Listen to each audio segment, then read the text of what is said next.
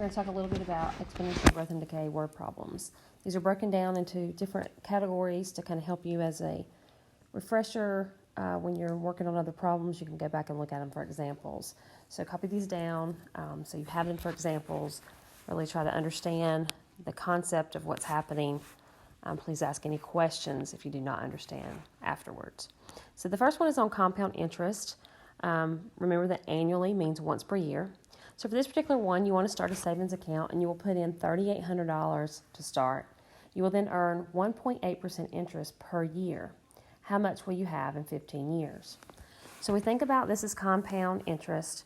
We know that we have a starting amount of $3,800. So we're going to work with $3,800 as our initial. So think about our formula as y equals A times B to the x. So in this particular case, $3,800 start, we have to think about when we put this start in, we have 100% of that, and that amount is growing 1.8% interest annually. So we think about 100% of what we have plus the 1.8% that we're growing, and we have it growing exponentially, and that x we'll talk about in just a minute. So we want to think about changing this 100% to a number. I can't use percentages in here, so we're going to change it by just moving it decimals. So this actually is 1 plus, and then we move this one to decimals as well, 0.018 or 18 thousandths. This gets added together, and we end up with 3,800 still as our starting point, and then 1.018 or 1 and 18 thousandths, and then we want to talk about 15 years. So our x becomes 15 because that's how many years, how many annual years it's happening, so 15. Then we're going to use our calculations for this amount, and then we would get, in your calculator, you take this first to the 15th power, then multiply it times 3,800, and you're going to see your answer will be $4,965.93. This one we're going to do compound interest, but notice that I have a note for you. Quarterly means 4 times per year. So in this case, we're going to use a quarterly growth or amount that we're earning. So we start in this one with $1,500, and we're going to earn 6.5% quarterly. And we want to know what our balance will be in our bank account in 18 years. If we don't ever touch it, what kind of money will we have in 18 years? So we're going to think about y equals a b to the x, and our initial, of course, here is going to be our 1,500. We have to think again, we're talking about percentages, so we have 100%, which we know is 1, our whole amount, plus we're going to have 6.5%, but this time we have it quarterly. So that's split into 4 pieces, and we would have a little unknown up here, our exponential. So now we're going to think about changing this percentage into a decimal. So if you change this to 2 over, you get 0.065 or 65 thousandths, and divided by 4, you're going to end up with 1 point, this amount here turns into 0.1625. So that is just changing this percentage here into this percent part into, divided by 4, into this decimal. So then we're going to look at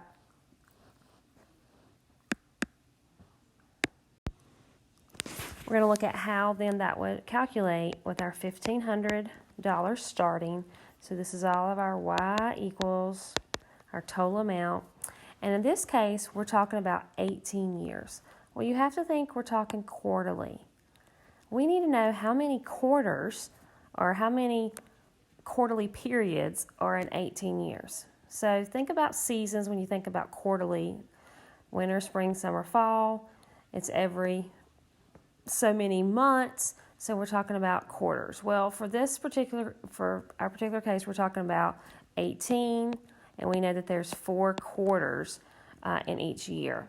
So we have to do 18 times 4 to get our true number. This was our 18 years, and we know there's 4 quarters. And we're going to end up with 1,500 times 1.01625 raised to the 72. And then when we work our calculations out, our Y, or our amount that we're going to have in our bank, without touching anything, is $4,787.75. So we grew quite a bit of money by not touching anything with 6.5% quarterly. This is another example of change over time. We still have a percentage in here, but it doesn't give us some explicit information we have to think about. So in 1985, the cost of hospital care was increased, since then has increased 8.1% per year. In 1985, the cost was $460 per day. What is the approximate cost per day in 2000? So we don't think about what our time frame is. We have to look at 1985 to 2000. Well, that's a difference of 15 years. So that's going to be important for our exponent amount, for our exponential x value. So we have to know that. So we have to think about that. It's not explicitly written. So when we start, we have y is equal to a, b to the x. Our initial amount, originally what we're talking about, is $460 per day. So that's what it was originally. So that is our initial amount. We then think about anytime we see percentage, we have to think about we had a whole that we paid, so the whole 460, and then it increased over top of that 8.1%, in this case per year. So that's like an annually. So that would be plus 8.1%. Well, we know we can't leave it as a percent, so we change this to a decimal. So we end up with 1 plus 0.081, and then we just simplify that down to 1.081 total, because we added them together. So our initial is still 460. Now we know that our 15 years goes here in our exponent. So we put our 15 here.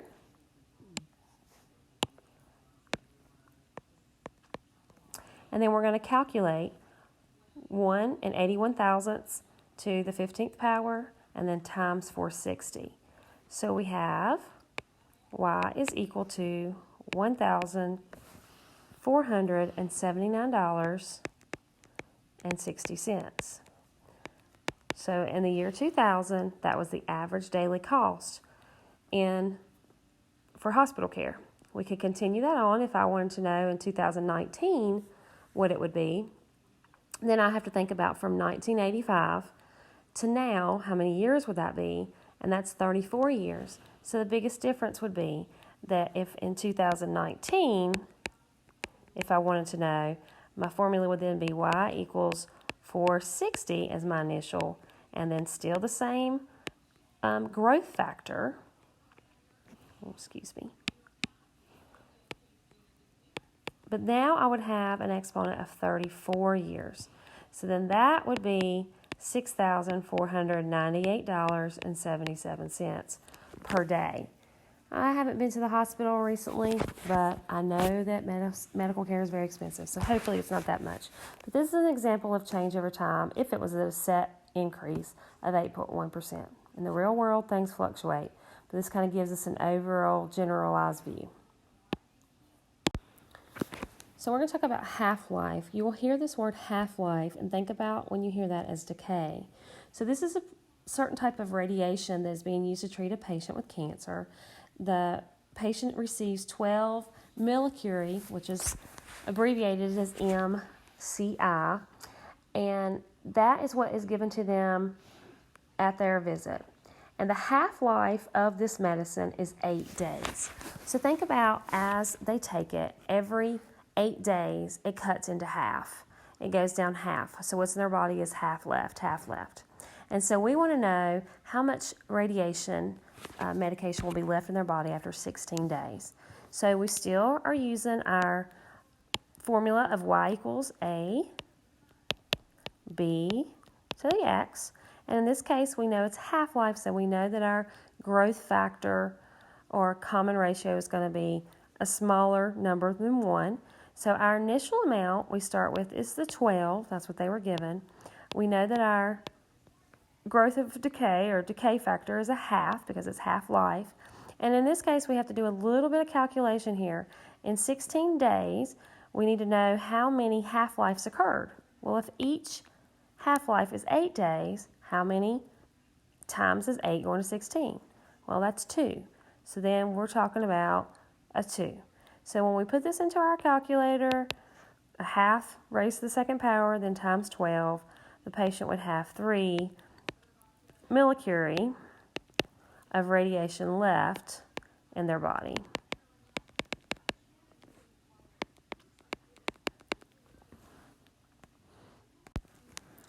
So exponential decay, we know we are getting smaller. This one with the percent, we have to think about, just like we did with compound interest or growing, our decay, our decrease, if there's a percent, we have to think of 100% minus the percent we're actually decreasing. So if it was decreasing 5%, we would actually take that away from 100, and we would use 95 in our growth area, in our decay area, or common ratio area of our formula. So in this one, in 1980, the number of gallons of whole milk each person in the U.S. drinks decreased by 4.1% each year. In 1980, each person drank 16.5 gallons of whole milk per person. What is the average gallons consumed in the year 2000? So our initial amount, our A, is going to be our 16.5. That's what it was in 1980. And now we're talking about 2000. So we got to think about how long is that span of time? Well, that's 20 years. So that's going to help us know what to put for our X. Then we have to think of our 4.1%. This is a decrease. So we have to think of 100% minus 4.1% as our growth factor, or decay factor in this situation. So when we take 100 minus 4.1, we end up with 95.9%. Well, we don't want to have 95.9%. We have to change it to a decimal. So then this is going to be what our B is. So Y is equal to our initial of 16.5 times 959 thousandths. And we're going to raise it to the 20th because we're talking about 20 years. So when we work this out, we end up with 7.14 gallons. So in the year 2000, the average that milk that people drank, whole milk, was 7.14 gallons per year.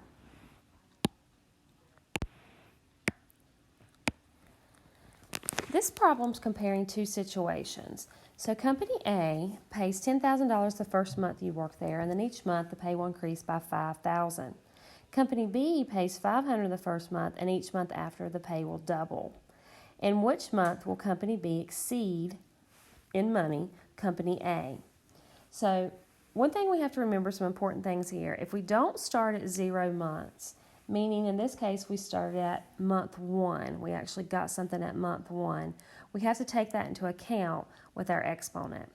If we start at 0, remember when x is 0, that's our starting point, then we know that we can adjust from there. So I'm going to make a little chart to help you kind of see this visually and see how you can actually use it as the equation. All right, so here's a table that I made. Notice we start at 1 month, and I just went down to 8 months. Company A, we got $10,000 the first month, and then increased every month by $5,000. So if we think about what's happening, every time we go up, this is adding $5,000 to our initial amount. This is actually a linear problem. This is not exponential. So it's increasing at a fixed amount every month. If it's increasing or decreasing at a fixed amount every month, that tells us it's linear. So that's something we need to remember. However, the Company B gets $500 the first month, and then it doubles every month after. So 500 became 1,000, 1,000 became 2, 2 became 4. I don't know what job this is, but I'd love to have it. And so every time the month after, we get double what we got the month before. So we know that if we're doubling, our growth factor is actually 2. Now, because we started at month 1 and not x being 0, we have to think about changing our equation just a tad. So our normal y equals ab to the x is if we start, our x has to be exactly at the number we're looking for. Well, in this case, our initial amount is 500, but it's not at month 0. It's at month 1. It's after we've worked that month. So we have y is equal to 500, which is our initial amount, but we have to take into account our differences for our x. So if it's doubling, we know our growth factor is 2. Here, however, we would have x, what we need to find, but minus 1, because we did not start at 0 for 0 months. We actually started at 1. So we have to take that into account. So if we wanted to know, for example, what it would be at month 8, if we plugged in 8 here, it's actually 500 to the power, or to the growth factor of 2, and then 8 minus 1, which actually is to the 7th power. So when we put it in our calculator, we're actually looking for this 8th month amount, and if you put it in the calculator as just 8, you're not going to get 64,000. If you put it in the calculator as 7, you do get 64,000. So this minus 1 has to take into account that we have to make some adjustments when we do not start our months or years or days at 0. We actually start at something else, like 1 month in, 2 months in, a year in, and so forth. So our question asks us, what month will we first, or how many months will we first exceed, Company B exceed Company A? And we can see it's going to be in month 8, because month 7, we were still at 32,000 in Company B, and it was 40,000 in Company A. So you'd have to work there for at least 8 months to see a difference, a large enough difference in that company. I definitely would go with Company B if I had to choose that for a job. So some last reminders. When you're increasing or decreasing with a percent, think exponential. You do have to change those percents. Think about the 100 or take it away for 100% and make those adjustments. Same thing, you have to think about those things with annual or compounded annually or quarterly or even monthly. That would change a little bit with the time. And if you're increasing or decreasing with a fixed amount, it's always linear. So don't get the two confused. They're really tricky with wording sometimes, so you've got to really be careful. All right, go to your other page to see now what you're understanding.